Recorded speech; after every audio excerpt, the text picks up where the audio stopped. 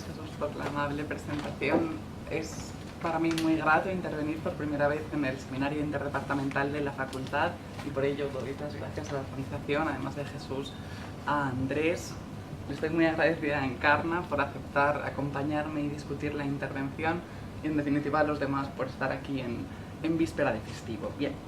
Bajo el título Las mujeres en los consejos de administración, lo que me propongo es compartir algunos resultados totalmente provisionales de una línea de investigación que en realidad tiene pretensiones modestas. Se trata simplemente de establecer cuál debería ser el papel del derecho de sociedades, es decir, del papel del derecho de las organizaciones mercantiles, la disciplina a la que me dedico, a la hora de tratar de fomentar la presencia equilibrada de hombres y mujeres en los consejos de administración. Ello hoy pasa necesariamente por fomentar el nombramiento de mujeres, y solo de mujeres, para los cargos de dirección empresarial en las más altas instancias del país. Sin embargo, me parece que para que esta disciplina, para que el derecho de sociedades sea eficaz, es necesario con carácter previo elaborar una estrategia de política jurídica, podríamos decir, integrada. Cuando digo integrada, lo que quiero decir es que deberá tener en cuenta las especialidades de la realidad empresarial sobre la que se va a proyectar, y además tomar en consideración, en la medida en que sea posible, los resultados de otras disciplinas, sobre todo los que ofrece la dirección de empresas. Eso debería integrarse, como digo, con las propias especialidades o más bien las limitaciones del derecho de sociedades, de las que procuraré daros cuenta a lo largo de la intervención. En el tiempo del que dispongo, lo que voy a intentar es ofrecer un poco de contexto de tipo fáctico y regulatorio para después descender a algunas cuestiones de fondo. Cuando hablo del análisis de fondo me refiero a que la investigación que desarrollo lo que intenta es establecer o identificar exactamente cuáles serían los mecanismos de una estrategia regulatoria y que a estos efectos he clasificado en tres categorías. Creo que primero deberíamos reflexionar sobre el concreto contenido de las medidas que querramos adoptar, es decir, lo que sería el ámbito material de posibles normas o de normas que incluso ya están vigentes.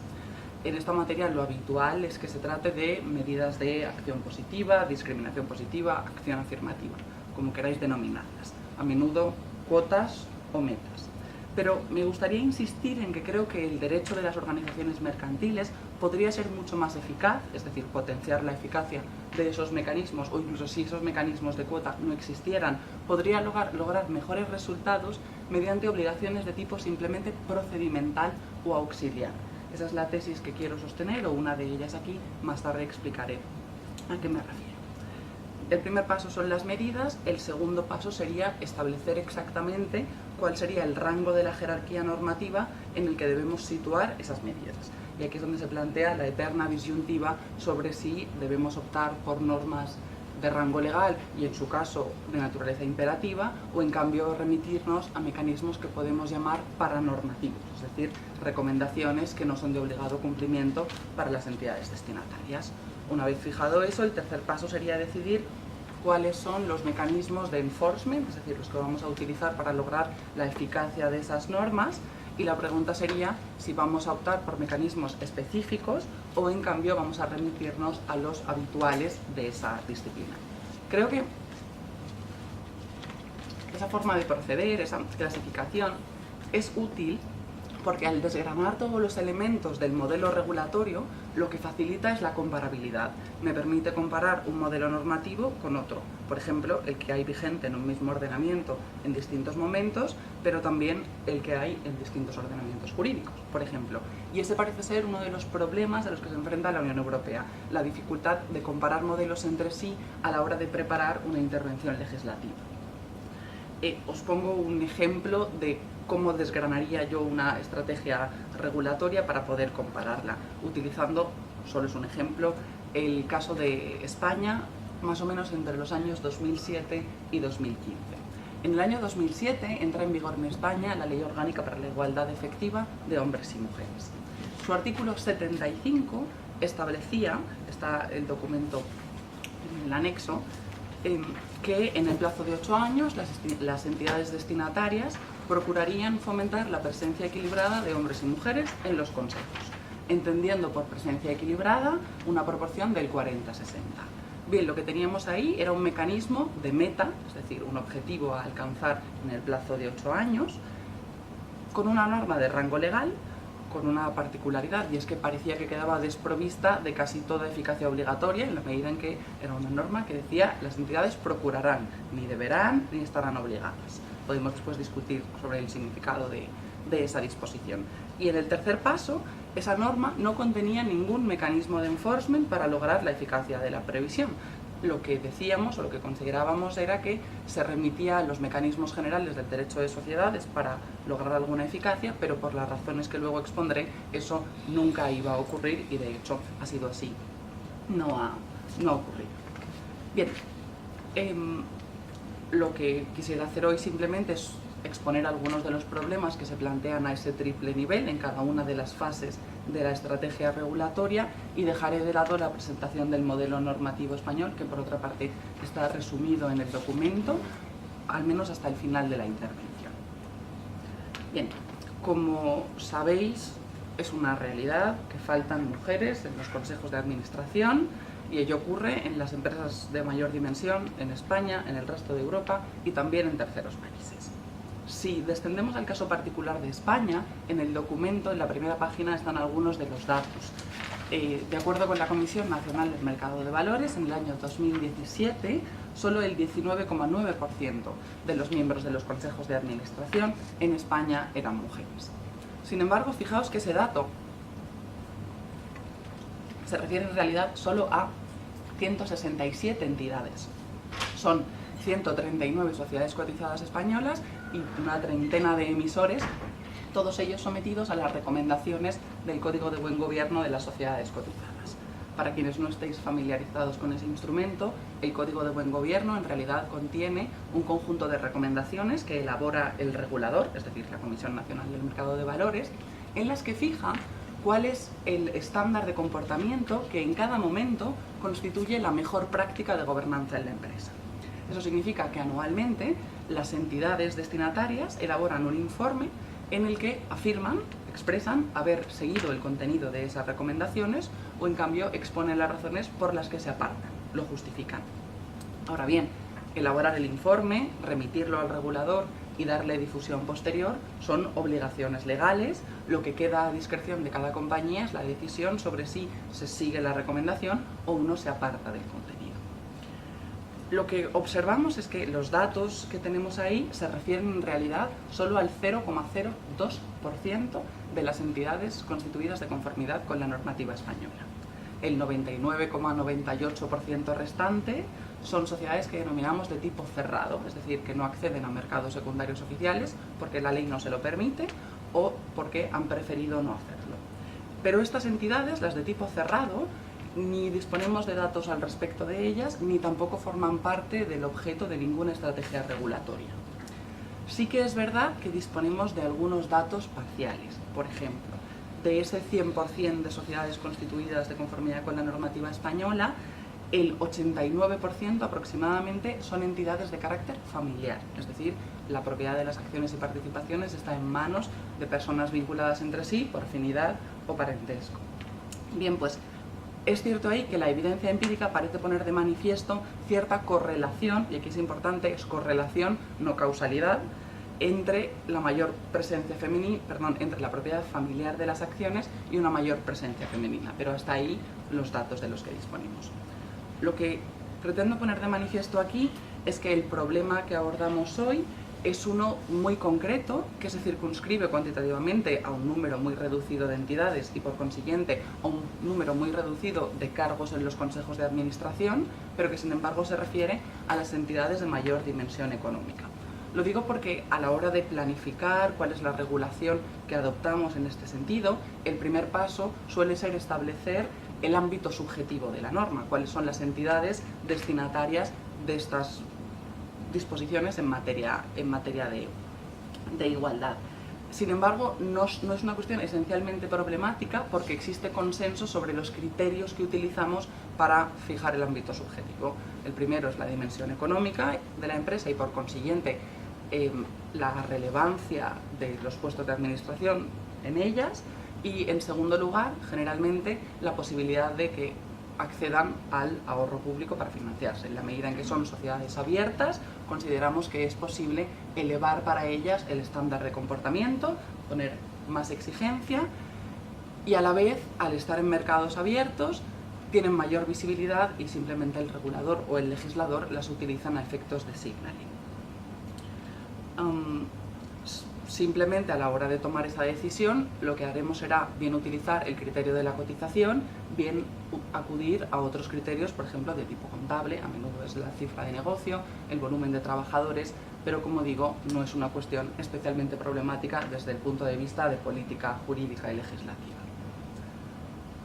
Como ya hemos dicho, el 19,9% de los miembros de los consejos de administración son mujeres. Eso es lo que dicen los datos, pero si los observamos con detalle, lo cierto es que pueden inducir a equívoco si no descendemos a cada una de las categorías de consejero.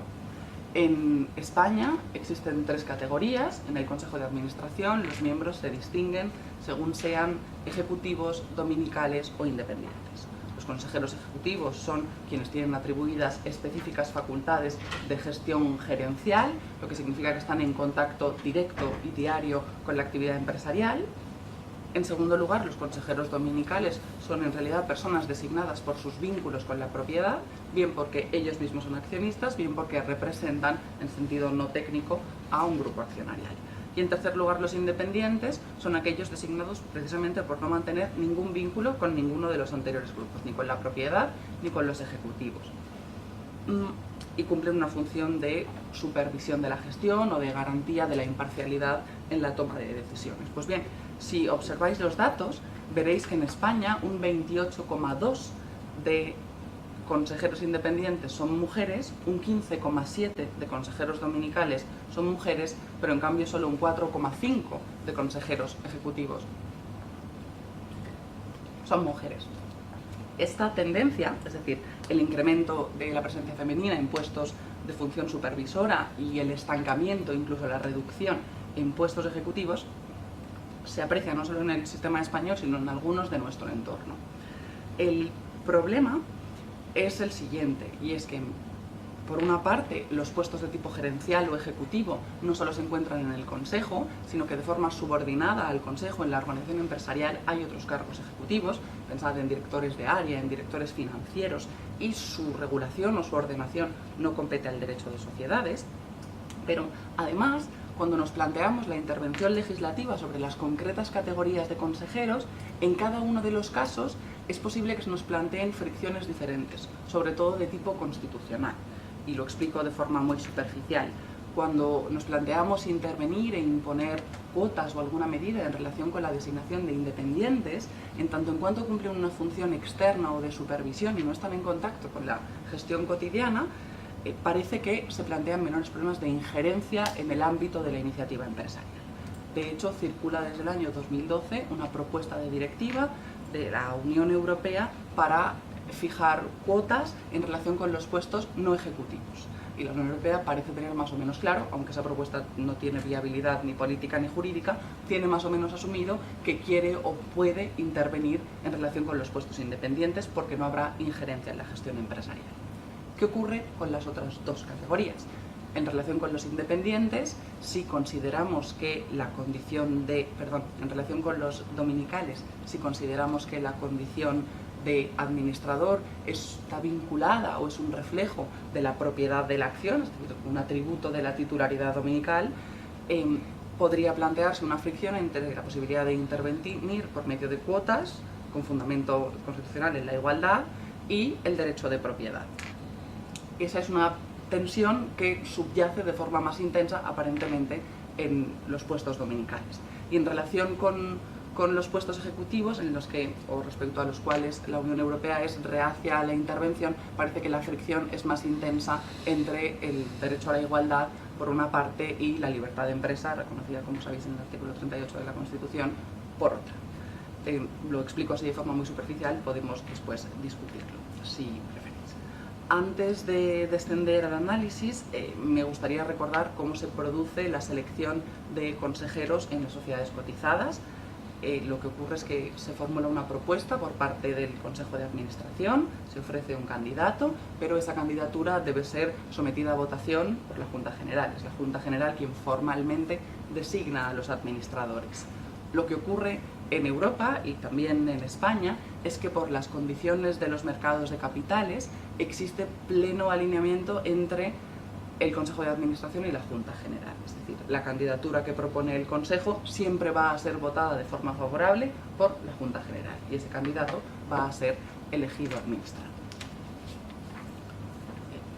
En este contexto, entenderéis que el derecho de sociedades como disciplina encargada de ordenar el marco institucional y el funcionamiento de los órganos de administración puede ser una herramienta más o menos apta para promover el equilibrio entre ambos sexos en los consejos. Sin embargo, considero que esta disciplina se enfrenta a limitaciones muy relevantes y que estas limitaciones tienen que ver con factores de tipo exógeno y endógeno. Cuando hablo de factores exógenos me refiero en realidad a circunstancias que tienen que ver con el derecho de sociedades pero que trascienden él o se escapan de él. Y me gustaría resaltar hoy dos. La primera, ya la he puesto de algún modo de manifiesto, es que el derecho de sociedades no es la única disciplina que ordena el acceso a cargos gerenciales en la empresa. Como ya he dicho, por debajo del Consejo de Administración existe toda una estructura subordinada, jerarquizada de la organización empresarial y ahí el acceso a la estructura, a la propia empresa y la promoción dentro de ella escapan del derecho de sociedades. Pertenecen al ámbito del derecho del trabajo y de la seguridad social y, si se quiere, incluso al derecho fiscal, regular los incentivos necesarios para que ello se produzca en determinadas condiciones. Por ello, creo que a la hora de hacer estas reflexiones hay que tener en cuenta que otras disciplinas del ordenamiento jurídico pueden ser tanto o más efectivas en esta tarea que el propio derecho de sociedades. La segunda consideración que quisiera hacer al respecto de factores de tipo exógeno son las limitaciones de la evidencia empírica a la hora de incorporarlas a la estrategia regulatoria. Y me explico. En los últimos años, sobre todo en las 2 últimas décadas, han proliferado los estudios que tratan de establecer la relación entre la presencia de mujeres y otros factores u otras variables. La mejora de los resultados económicos, la mejora de los procedimientos de toma de decisión, incluso la mejora de la performance en todos los ámbitos. Sin embargo, a menudo estos estudios o no son concluyentes, eso ocurre muy a menudo, simplemente detectan una simple correlación, o son incluso contradictorios. Por eso, a la hora de incorporarlos a la estrategia regulatoria hay que tener muy en cuenta estas limitaciones. Y a este respecto me gustaría hacer una consideración particular. Entre los estudios que se han desarrollado, que han proliferado en los últimos años, destacan sobre todo algunos que han intentado poner en conexión la presencia de mujeres y la mejora de resultados económicos, sobre todo el incremento de valor para la empresa o de la empresa, el incremento del retorno para el accionista. Y es cierto que los estudios más destacados sí que han detectado una correlación absolutamente tenue. Más mujeres, más incremento de valor, pero muy limitado. Por otra parte, sí que es verdad que hay estudios que confirman con mayor claridad que a mayor presencia de mujeres, mejores procedimientos de toma de decisión en la empresa. Pero me gustaría resaltar que ello no se debe exclusivamente a la presencia de mujeres, sino que cuando se escogen mujeres para formar parte de órganos tradicionalmente formados solo por varones, lo que se incrementa es la heterogeneidad del grupo. Al incrementar la diversidad de ese grupo, entran en el órgano habilidades de las que antes el órgano carecía y simplemente como consecuencia de esa diversidad, aparentemente el procedimiento de toma de decisiones es más rico y conduce, según dicen, a resultados mejores. En España también es verdad que sí está acreditada la relación entre más mujeres y un mejor ejercicio de la función de supervisión. Pero lo que me gustaría poner de manifiesto es que al atender a estos estudios parecería que estamos reorientando el debate en una dirección que a mí me parece posiblemente errónea. Con esto quiero decir, si prestamos demasiada atención a estos estudios, parece que el debate deba plantearse en los términos siguientes, que como si la presencia femenina solo fuera deseable en tanto en cuanto mejorara los resultados económicos. Y creo que está claro que la orientación de política jurídica no debe ser en ningún caso esa, sino que la igualdad debe promoverse como fin en sí mismo por tener fundamento constitucional. Una cosa distinta es que tomemos de forma limitada en consideración los resultados de la evidencia empírica.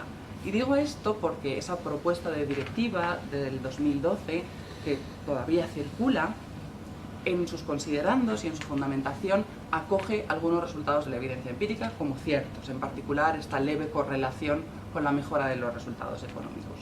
Y el documento, la propuesta de directiva, ha sido objeto de crítica feroz por múltiples circunstancias, entre ellas precisamente por hacerse eco de esos resultados. Pero el problema de esas críticas es que estarían reconduciendo el debate en un sentido que a mí me parece necesario obviar. Es cierto que podemos tenerlo en consideración, pero creo que esta cuestión debe tenerse como horizonte de política jurídica como fin en sí misma. Pasando a, estos eran los factores de tipo exógeno, me gustaría reflexionar sobre los de tipo endógeno, las circunstancias internas y propias del derecho de sociedades que hacen que sea una herramienta limitada a estos efectos. Y son los siguientes, o se refieren a los propios mecanismos o las propias limitaciones de enforcement del derecho de sociedades. En derecho de sociedades existen dos mecanismos clásicos de enforcement, es decir, de llevar a efecto las disposiciones normativas, si queréis decirlo así. Y son las acciones de impugnación de los acuerdos sociales, es decir, los que adopta la Junta General o el Consejo de Administración, y las acciones de responsabilidad frente a los administradores, que son acciones de daños. Bien, pues esos mecanismos, en el contexto español y en general en el europeo, nunca se utilizan en las sociedades cotizadas. Podéis revisar los anales, no los hay. Hay muy pocos casos en los que esos mecanismos se ejercitan efectivamente en sociedades cotizadas. Y la explicación es muy sencilla, y es que el mercado de capitales europeo, incluido el español, es un mercado de tipo concentrado. Eso significa que en las sociedades cotizadas españolas un grupo muy reducido de accionistas ostenta una proporción del capital que en general es pequeña, pero en términos relativos les permite controlar la composición del órgano de administración en pleno, y además suelen lograr que se alineen con ellos inversores institucionales, sobre todo entidades financieras, y con eso se logra que lo que hace el Consejo siempre quede avalado por la Junta y viceversa. Como resultado, y esto está constatado empíricamente, en Europa no se ejercitan acciones de impugnación en las sociedades cotizadas y nunca se demanda a los administradores, al menos por la vía civil societaria, como consecuencia de infracciones de los deberes propios del cargo. Ello supone, al menos desde la perspectiva de fomentar la igualdad a través del derecho de sociedades en los consejos, que si remitimos los mecanismos de enforcement a una fase ex post, como hacía la Ley Orgánica para la Igualdad Efectiva, no decir nada y dejar que la disciplina recurra a sus propios mecanismos, el resultado será que habrá cero enforcement, porque no tendremos ejercicio de acciones de responsabilidad ni ejercicio de acciones de impugnación.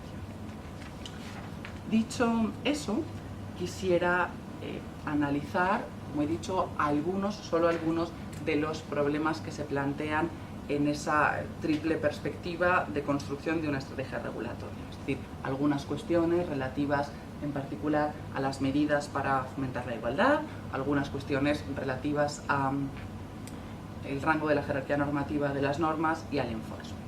Por lo que respecta a las primeras, las medidas, ya lo he dicho antes, típicas para fomentar la presencia de ambos sexos en los consejos son las medidas de acción positiva o de discriminación positiva, en particular las cuotas o las becas.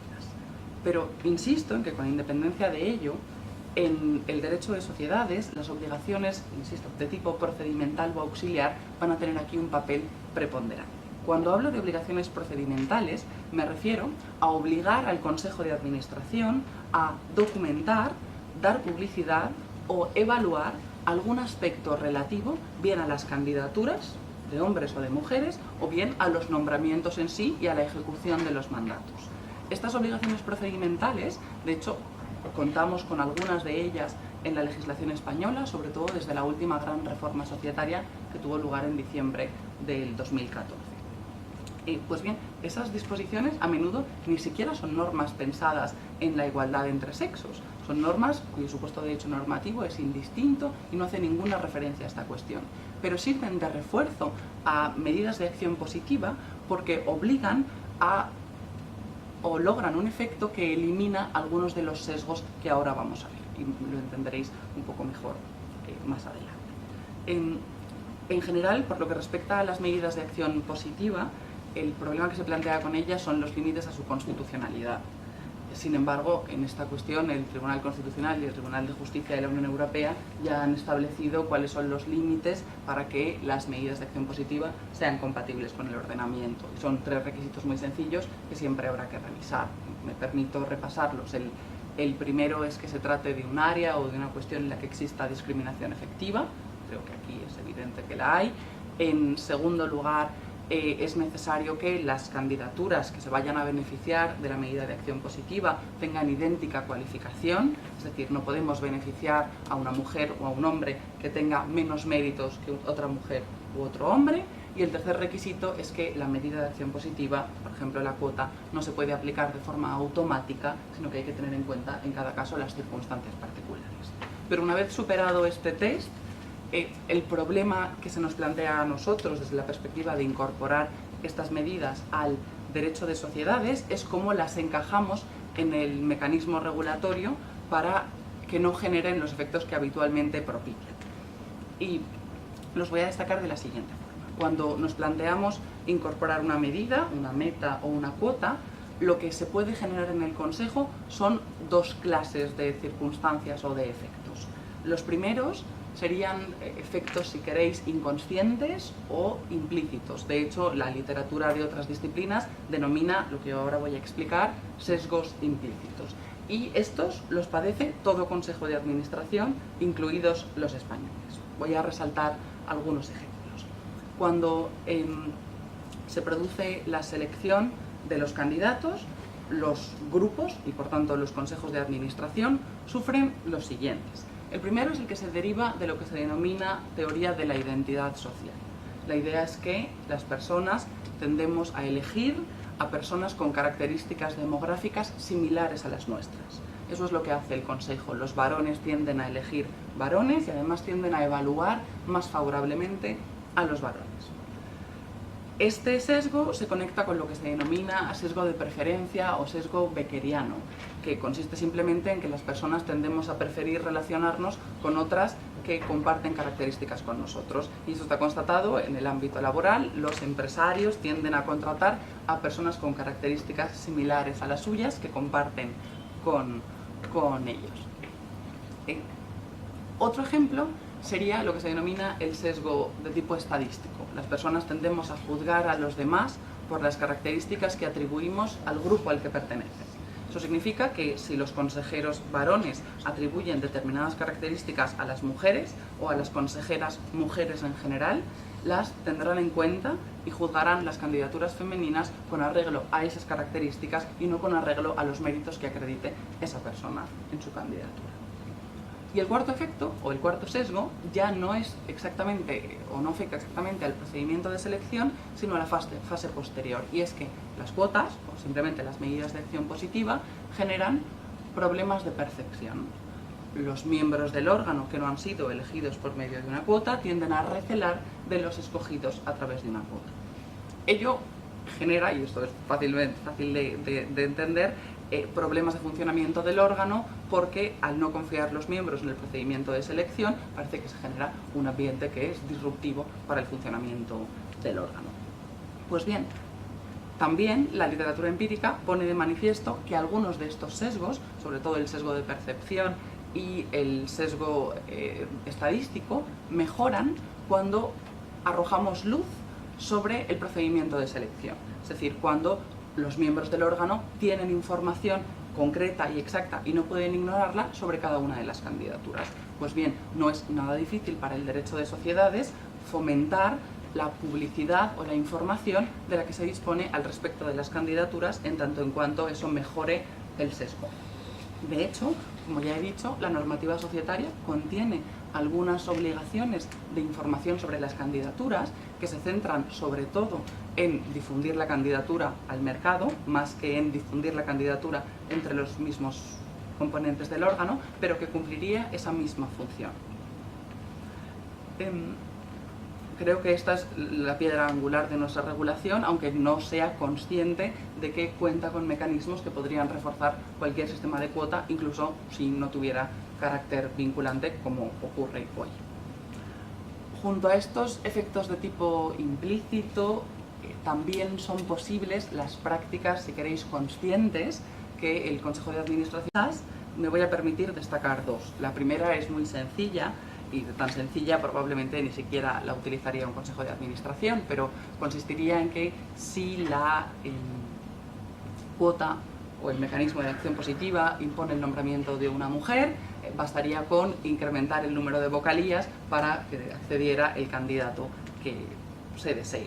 Normalmente los estatutos de las sociedades cotizadas suelen prever una horquilla, es decir, un máximo y un mínimo de miembros que puede tener el órgano en cada momento, y la Junta General, por acuerdo de mayoría simple, designa el número. Entonces no sería necesaria ni siquiera una reforma estatutaria para lograr esta maniobra, que tampoco es que sea demasiado inteligente.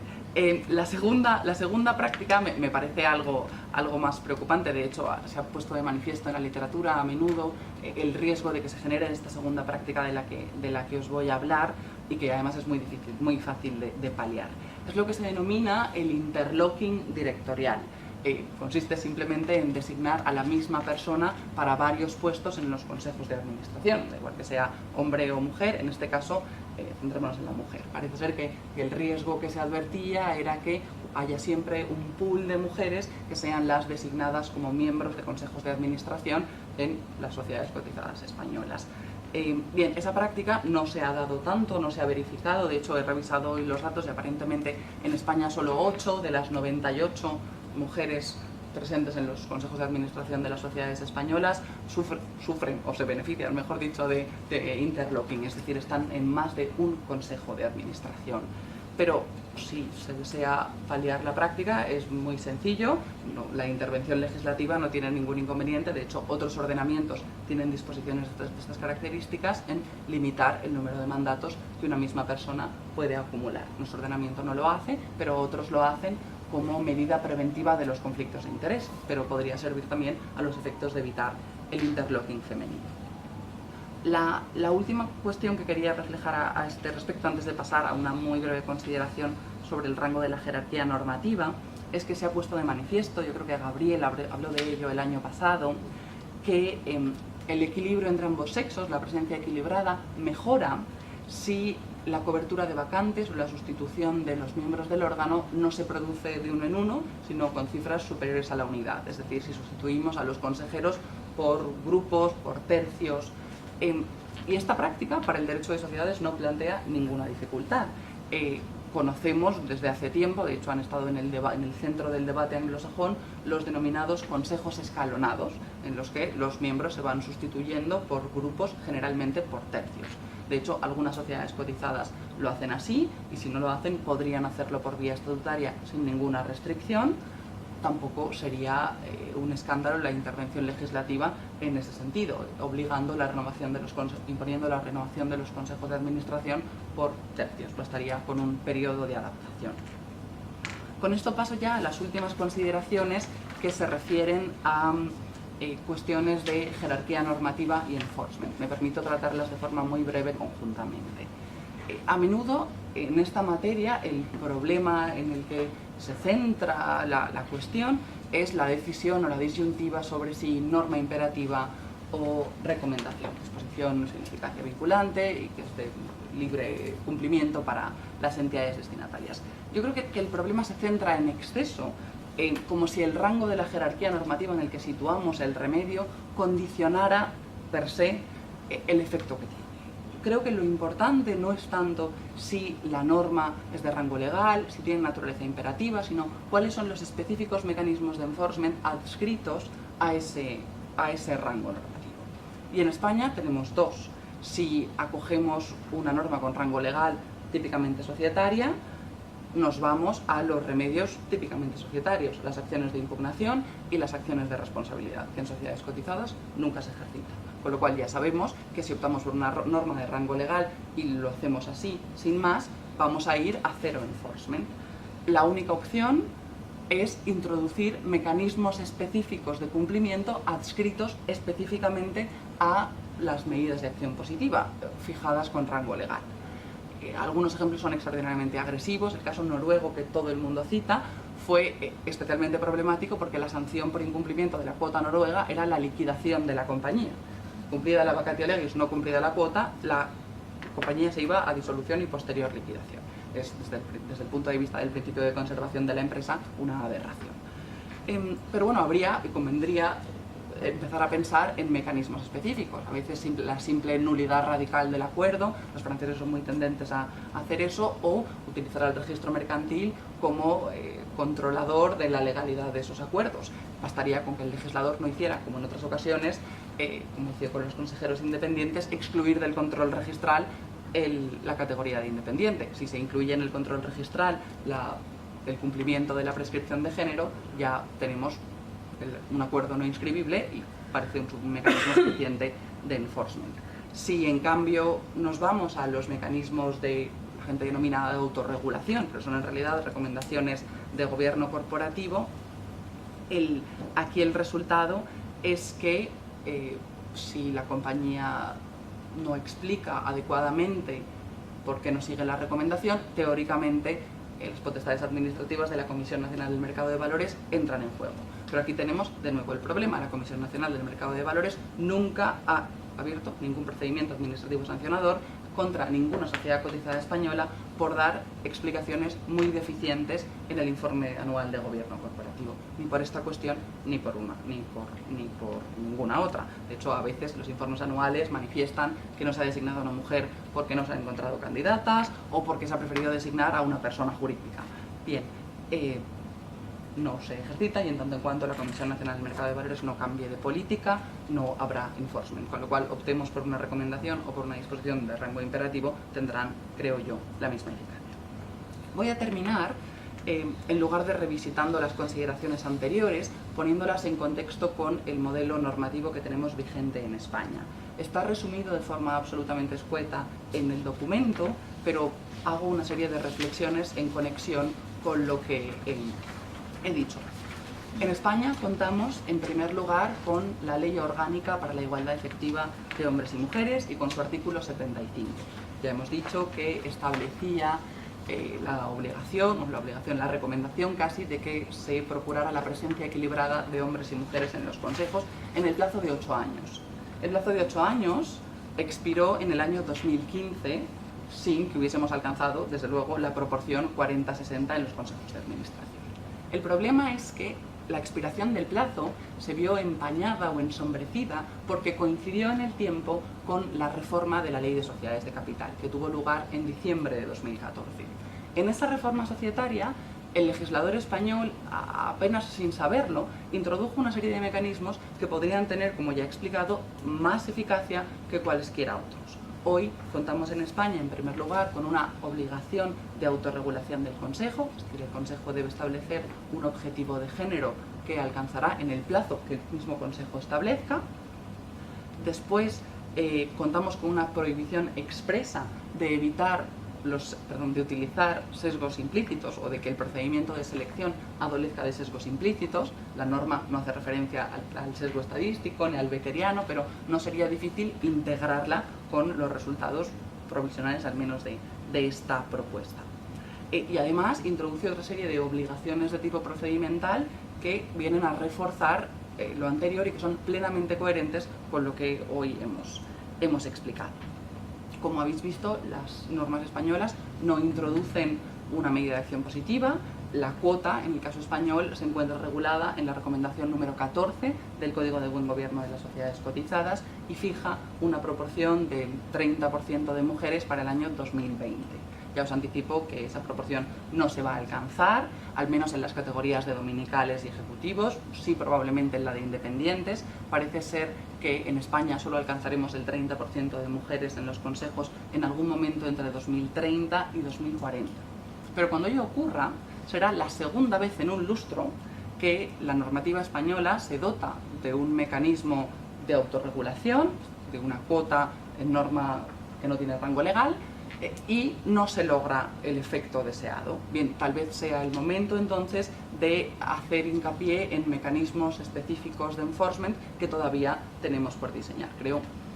Lo que quisiera resaltar para terminar es que me llama precisamente la atención que la estrategia regulatoria española, que es tan reciente, es del 2014, sea plenamente coherente con los resultados anteriores y, sin embargo, ni en los trabajos prelegislativos ni en los estudios doctrinales posteriores se ponga de manifiesto esa correlación. Me parece que el valor añadido de la investigación a futuro pasa por poner en contexto estos dos sistemas que parece que deben entenderse. Con esto yo voy a terminar agradeciéndoos la atención, poniéndome a disposición de todos y desde luego de Encarna para comentar su intervención.